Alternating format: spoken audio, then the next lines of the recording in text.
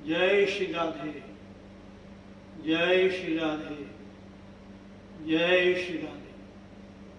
ओम ओम ओम। सभी श्रोतागण जो जहाँ भी यथास्थान यथा आसन जिस भी सुविधा के अनुसार आप लोग बैठ सकते हैं, आप आराम से बैठिए। बस अपने गुरुदेव भगवान का ध्यान कीजिए सबसे पहले।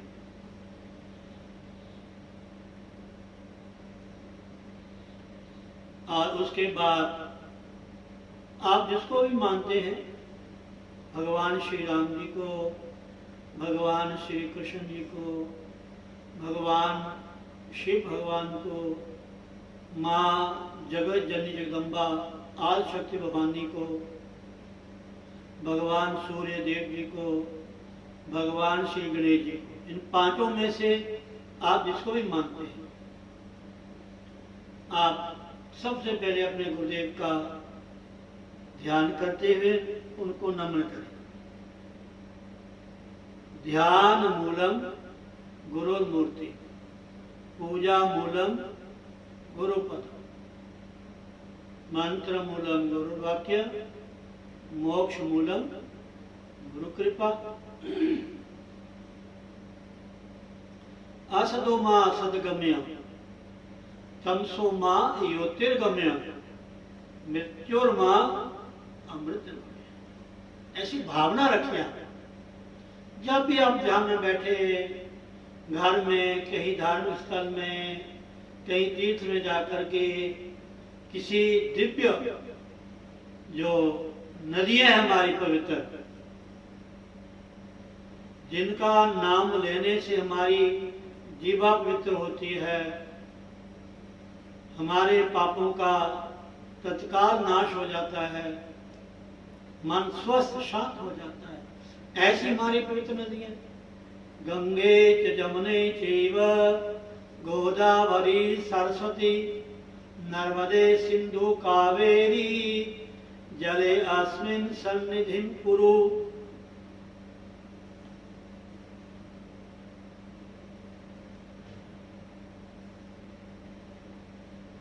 तो आप इस समय का ध्यान रखें, समय का सदुपयोग करें।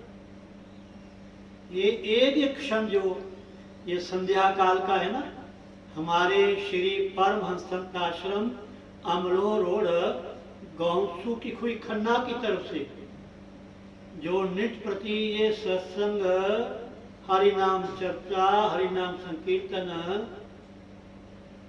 आपके समक्ष प्रस्तुत किया जाता है, ये बहुत ही हम सबका परम सौभाग्य है। घर बैठे गंगा बह रही है, घर बैठे लगा लो डुबकी जितना हो सकता है।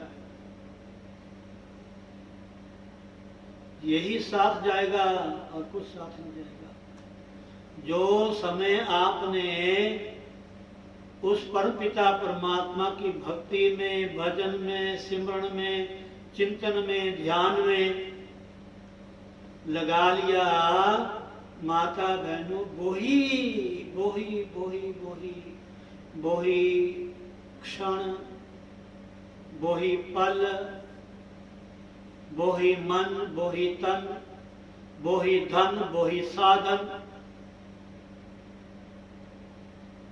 आपका सफल है, सार्थक है। जिस समय आपका मन बस उस परमात्मा में जुड़ जाए बस।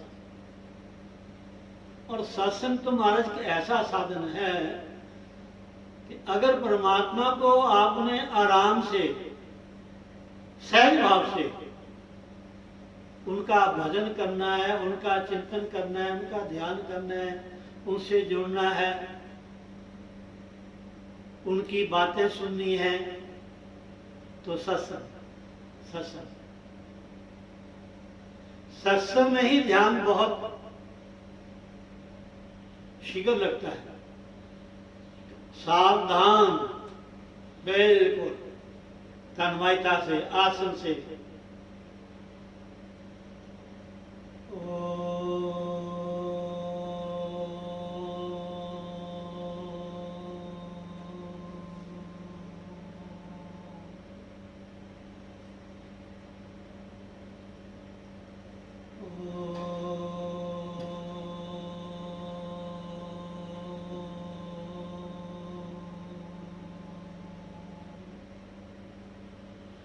कबीर साहब तो यहाँ तक कहते हैं, जो सोवे सो सुन में, जो जागे हरि नाम, जो बोले सो हरि कथा, भजन करे निष्काम।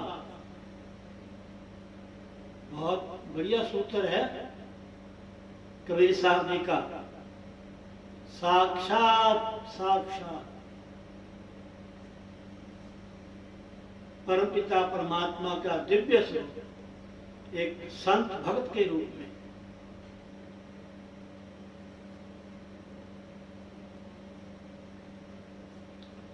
कबीर साहब के भजन आप सुनो, कभी समय लगा तो मैं एक दो उनके दोहे, उनके जो शब्द हैं, कोशिश करूंगा वो भी साथ में थोड़ा थोड़ा आपको सुनाने का प्रयत्न करूंगा। लेकिन आप बैठे रहिए, बस आपने कुछ नहीं करना, आपने बैठना है अपने गुरु के चरणों में, अपने इष्ट के ध्यान में। बस जो भी समय आपको ये संध्या का मिला है, इसको एक क्षण, एक पल भी छूटना नहीं चाहिए महाराज। ऐसे सुंदरकांड में लिखा नहीं है, तात स्वर्ग अपवर्ग सुख, धैर्य तुला एक अंग, तूल न ताही सकल मिली, जो सुख लव सत्संग। लव मात्र का सत्संग महाराज, लव मात्र का अगर प्राप्त हो जाए, क्या ना क्या। बहुत सारी कथाएं हैं सत्संग के बारे में, जी, ज्ञान के बारे में, कर्म के बारे में, धर्म के बारे में, तपस्या के बारे में। इतनी सुंदर सरल कथाएं हैं हमारे पुराणों में, सुन के हमें सहज ही जानकारी हो जाती है। लेकिन आप बैठो बस, जैसे मेरे गुरुदेव इशारा करेंगे, जो हमें शक्ति बुद्धि देंगे, वो मैं ऐसा आपके समक्ष श्रद्धा के पुष्प उनके चरणों में समर्पित करूंगा। मेरा ध्यान भी उनके चरणों में है। बस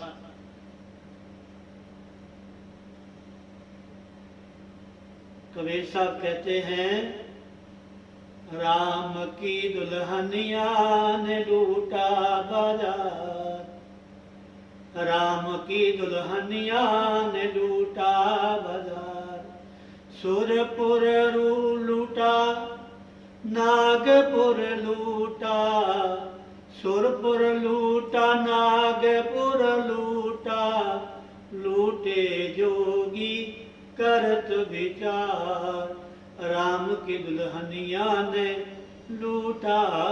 बड़ा सुंदर भजन है महाराज। राम की दुल्हनिया मैंने उस परमात्मा की जो माया है, बड़े बड़े को चक्कर में डालती महाराज, पूछो ना महाराज।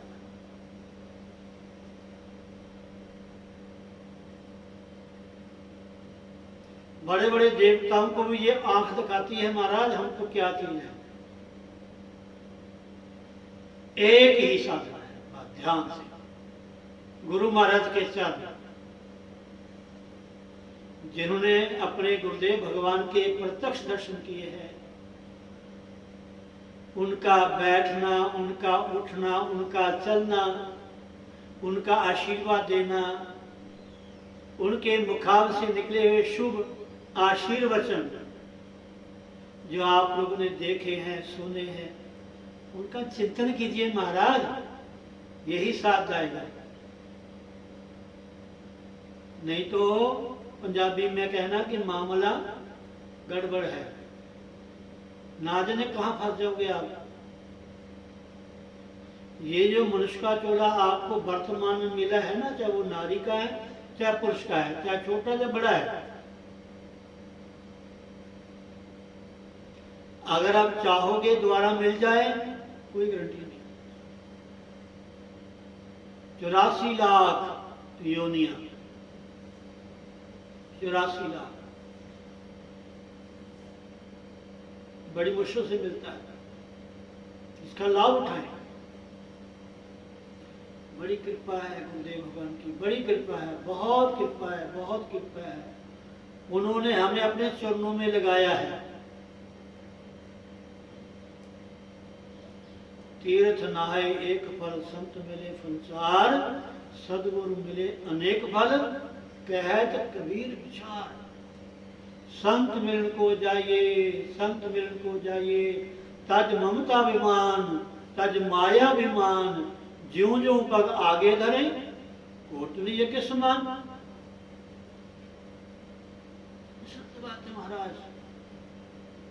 ये विचारणीय जो अनुभव रूपी संत महात्मा है, गुरुजन है, उनकी वाणी है महाराज, ये देखी सुनी बात नहीं है।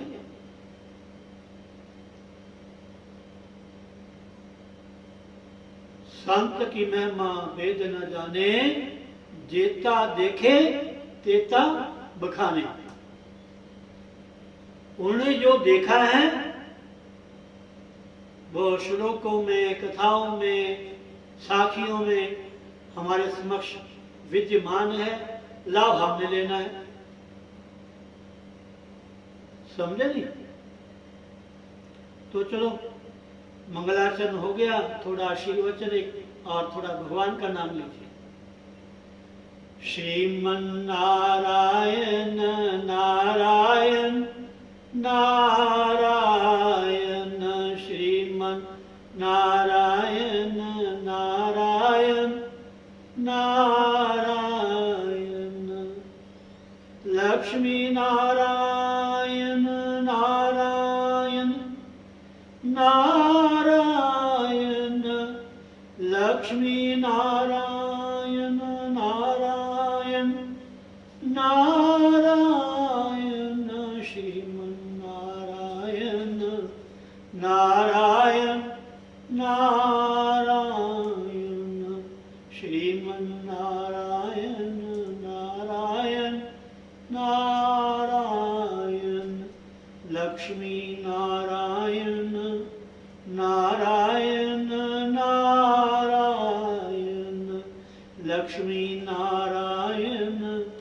नारायण नारायण, सद्गुरु नारायण नारायण नारायण, सद्गुरु नारायण नारायण नारायण, भजमन नारायण नारायण नारायण, भजमन नारायण नारायण नारायण, श्रीमन नारायण नारायण नारायण। बोलो सतगुरुदेव भगवान की जय, बोलो श्री वृंदावन बिहारी लाल की जय। जगदियां जोतां वाली माता जी थोड़ी सदा हुई जय। जय जय श्री राधे। एक बहुत सुंदर कथा आपको मैं सुनाने जा रहा हूँ। मैं शायद एक दो दिन पहले भी कह रहा था, अगर आपके थोड़ा याद हो। अपने जीवन में हम कुछ भी करें, कोई भी स्थान, नाम, महिमा मंडित या कोई पद प्राप्त कर ले। अपनी जो आप संसार की विद्या पढ़ते हैं, जो गुण आपके पास है, बीए के बाद जो भी कोर्स होते हैं, आगे आगे कुछ भी आप कोर्स कर सकते हो किसी भी लाइन के। अगर आप लगन से, परिश्रम से, टारगेट लक्ष्य आपका है कि मैंने ये बनना है, बहुत बढ़िया मैंने बिजनेसमैन बनना है, बहुत बढ़िया मैंने इंजीनियर बनना है, किस लाइन का बनना है, मैंने डॉक्टर की डिग्री प्राप्त करनी है, कुछ करना है, कितना परिश्रम करना पड़ता है आप लोगों को, कितना धन व्यय करना पड़ता है, घर परिवार को छोड़ करके आप कितनी तपस्या ही है। किसी पद को प्राप्त करना ये भी तपस्या है। एकांत में बैठ करके उसका अध्ययन करना, रात दिन उसको पढ़ना, मन में उतार के रखना, ये सब कुछ होने के बाद भी मैंने कहा था कि आखिर में आपको अपने घर ही आना पड़ेगा। भले आप कोई सुविधा कहीं बना लें, वो अलग चीज है, लेकिन जो हमारे पूर्वजों का स्थान है, बड़े बड़ेरे जहाँ रहते थे, हैं जी, अगर वहाँ उस जगह में हमें आने का अवसर मिल जाए, जिसको हम कहते हैं जन्मभूमि, जन्मभूमि। रामायण में स्वयं भगवान ने कहा है, जननी जो हमें जन्म देती है, माँ तो कोई भी हो सकती है, पालने वाली माँ हो सकती है, लेकिन जो जन्म देती है, जिसने हमें 9 महीने पेट में रखा महाराज, जननी जन्मभूमिश्च, स्वयं भगवान राम कहते हैं, जननी जन्मभूमिश्च स्वर्गादपि गरीयसी। भगवान राम जब अयोध्या से वनवास को गए ना, तब अयोध्या की जो सीमा थी, सीमा से बाहर जाने लगे, बाउंड्री से, उन्होंने वहां से मिट्टी उठाई, मिट्टी उठा के बस्तर में बांध के अपने पास रखा। ये धरती महाराज, इसका क्या कहना।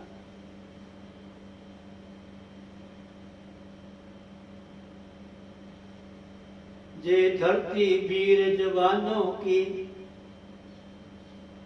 अलवेलों की, मस्तानों की। आपने सुना होगा ना ये गाना। सब में कुछ शिक्षा मिलती है, समझे ना। तो जो जन्मभूमि है, जहां हमने जन्म लिया है, भगवान श्री कृष्ण की जन्मभूमि, राम जन्मभूमि, उसका बड़ा महत्व है। तो हम कुछ भी ग्रहण कर लें, जब तक अपने घर नहीं आते, हम तीर्थों में चले जाएं, भले कहीं भी चले जाएं, बढ़िया बढ़िया धार्मिक स्थल है, इतने सुंदर, इतनी अच्छी व्यवस्था, भोजन की, रहने की, टहलने की, दर्शन करने की, बड़ी अच्छी व्यवस्था हर तीर्थों में, लेकिन वहां ज्यादा समय रह नहीं सकते। हाँ, अगर आपने एक मन पक्का ही बना लिया कि मैंने वही रहना है, भगवान का भजन करना है, वो अलग चीज है। नहीं तो हार के घर में आकर के आपको सुकून मिलेगा, शांति मिलेगी, आप बस अपने घर आ गए, आप आराम करेंगे। ऐसे ही एक कोई बहुत बड़ा पढ़ा लिखा बाबू था, वो कहीं यात्रा कर रहा था, तो उसको नौका में बैठना पड़ा। नौका में कोई नदी या दरिया, समुद्र पार करना होगा, नदी पार करनी छोटी सी जो भी है।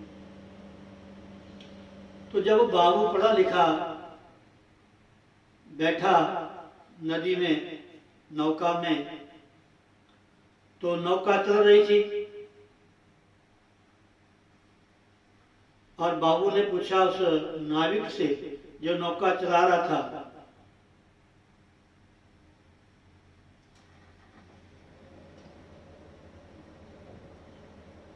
बाबू ने पूछा, आप हे नाविक बताओ आप कितने पढ़े लिखे हो, कहाँ तक आपने विद्या प्राप्त की है। उसने कहा, बाबूजी मेरे पिताजी नौका चलाते थे और मुझे भी उन्हें नौका चलाने सिखा दी। पढ़ा लिखा मैं है नहीं, ना मुझे कुछ आता है सिवाय नाव चलाने के और तैरने के। मैं पानी में तैर लेता हूँ, नौका, मैं दो ही काम जानता और मुझे बन जाता। तो बाबू ने कहा था, तेरी एक बटा जो 4 जीवन है तेरा व्यर्थ गया, तुमने कुछ जाना ही नहीं, सारी उम्र यही काम करता, नौका चलाना बस। आगे गए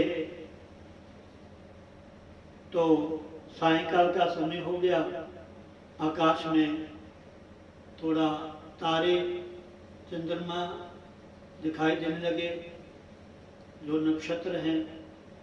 फिर बाबू ने पूछा कि तुम्हें इनका कुछ ज्ञान है, नक्षत्र विद्या का? वो कहते हैं, बाबूजी मैं तो आपको पहले ही कह चुका हूं, मैं कहाँ पढ़ा लिखा हूं, मैं कहाँ पर जानता हूं। फिर थोड़ा आगे गए, उसके आगे जाते गए जंगल में एक बहुत सुंदर जंगल आया। उसमें बहुत हिरण, पक्षी, झुंड के झुंड, बहुत सुंदर। तो फिर बाबूजी ने कहा कि बेटा आपको कोई इस जीवों के विज्ञान के बारे में जानकारी है? उसने फिर कहा कि नहीं महाराज जी, मुझे बाबूजी मैं कुछ नहीं जानता। मल्लाह ने कहा, नाविक ने। तो जब थोड़ा वो किनारा आने वाला था तो थोड़ी आंधी आई, तो नौका थोड़ी सी डामाडोल होने लगी। तो नाविक ने कहा कि बाबूजी लगता है तूफान आ गया, ऐसा न हो कि नौका पलट जाए, तो क्या आपको तैरना आता है? तो बाबू ने कहा, नहीं जी। जो हर तरह की विद्या जानता था, हर तरह का ज्ञान जानता था, वो पढ़ा लिखा था बहुत। जैसे आजकल हम हर सब्जेक्ट की जो PhD करते हैं अलग अलग, तो उसने क्या किया, नाविक ने, मल्लाह ने फटाफट छलांग लगाई और पानी में तैरना शुरू कर दिया। तो मल्लाह ने कहा, बाबूजी अगर आप तैरना नहीं जानते तो आपका सारा जीवन गया। मेरा तो कम से कम 1/4 जीवन बचा होगा, लेकिन आप तैरना नहीं जानते तो समझो कि आपका सारा ही जीवन समाप्त, अब आप बच नहीं सकते। ये तो दृष्टांत है सुनाने के लिए। इसका मकसद कथा का ये है कि हम तीर्थों में जाएं, व्रत करें, उपवास करें, कथा सुने, सत्संग करें, कीर्तन करें, अच्छे कितने भी पुण्य कार्य करें, इसका फल है। लेकिन जब तक हमें अपने आत्मा का ज्ञान नहीं कि मैं कौन हूं, मुझे क्या करना चाहिए, ये मनुष्य का जीवन मुझे क्यों मिला है, किस लिए मिला है, मुझे क्या करना चाहिए? क्या सारा ही जीवन में खाने में, सोने में, आने में, जाने में ये कर लिया, वो कर लिया, क्या मेरे जीवन का यही लक्ष्य है?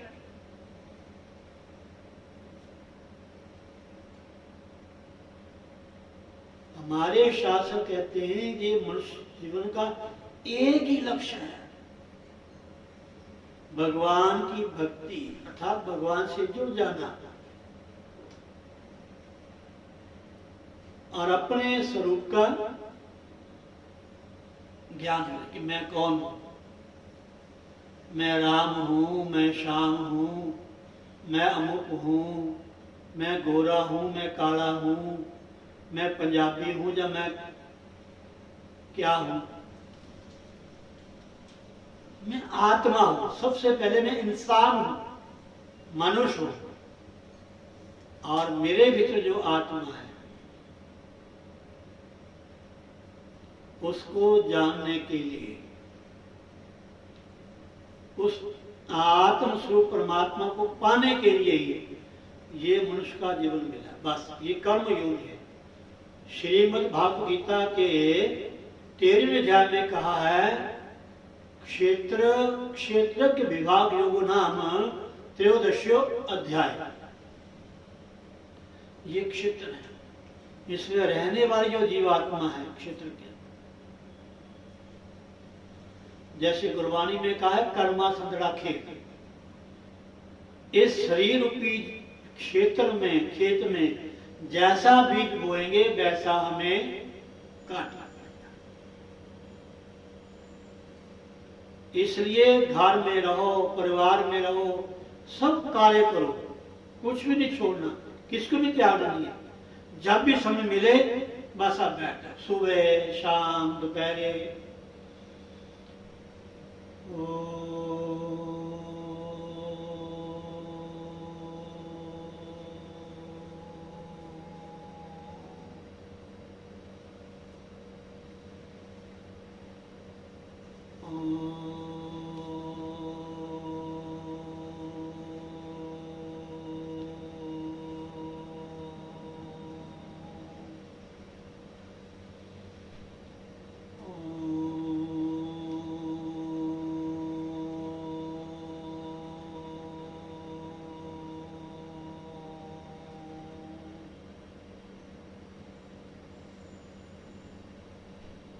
जो भी आपके गुरुदेव के द्वारा आपको नामदान मिला है, उपदेश मिला है, साधना आपको बताई गई है, उस हिसाब से आपने नित मुझे बैठा समय निकाल कर, थोड़ा सुबह जल्दी उठने का समय निकाले, शाम को घर आने जल्दी आने का समय निकाले, ताकि हम भजन कर सकें। ठीक है, इसलिए मैं यही कहूँगा, जितना ज़्यादा आप भगवान का भजन करेंगे उतना ही आपका कल्याण होगा। 2 लाइनें भजन की, उसके बाद जय श्री राम। बहुत सुंदर भजन नाम मुझे मिला है। कोशिश है कि मैं ज़्यादा से ज़्यादा आपको ऐसे भजन सुनाऊं कि आपको समझ आए और आपको बोलो सतगुरुदेव महाराज की जय।